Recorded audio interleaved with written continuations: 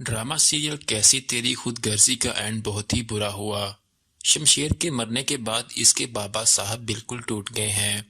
اب انہیں سب کچھ یاد آ رہا ہے کہ کیسے ان کی بیوی اپنے بیٹے کی جدائی میں تڑپتی ہوئی اس دنیا سے چلی گئی، اور پھر شمشیر بھی صرف ان کی جھوٹی انا اور ضد کی وجہ سے اپنی جان سے ہاتھ دھو بیٹھا۔ لیکن اب صرف پچھتاوے کے بابا صاحب کے پاس کچھ نہیں رہا۔ اسی وجہ سے بابا صاحب نے اپنے آپ کو پولیس کے حوالے کرنے کا فیصلہ کیا اور گھر میں میڈیا والوں کو بلا کر اپنا جرم قبول کرنے کا فیصلہ کیا۔ آنے والی ایپیسوڈ میں آپ لوگ دیکھیں گے کہ سیٹھ دلاور اپنے کمرے میں سوچوں میں ہی گم ہوگا اور پریس والے باہر انتظار کر رہے ہوں گے۔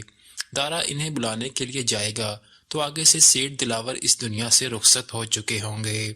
سیٹھ دلاور جس نے اپنے بیٹے سے صرف اور صرف ایک لڑکی کی وجہ سے ضد لگا کر اپنا سارا گھر تباہ کر لیا اور اپنی جھوٹی انا سے پیچھے ہٹ نہیں سکا، اور اب وہ کیسے دنیا کے سامنے اپنا غرور اور انا خاک میں ملاتا، اس لیے سیٹھ دلاور پریس کے سامنے آنے سے پہلے ہی اپنی جان دے دے گا۔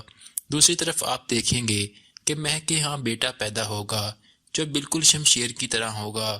مہک کے گھر والے سب بہت خوش ہوں گے، اور اب تو ندا بھی مہک سے معافی مانگ لے گی۔ دارا بھی اپنے بھتیجے کو دیکھ کر بہت زیادہ خوش ہوگا، اور دوسری طرف سیٹھ دلاور کے مرنے کے بعد ان کا وکیل دارا کو بتائے گا کہ سیٹھ دلاور نے اپنی وصیت میں اپنی جائیداد میں آدھا حصہ مہک کے نام کر دیا ہے۔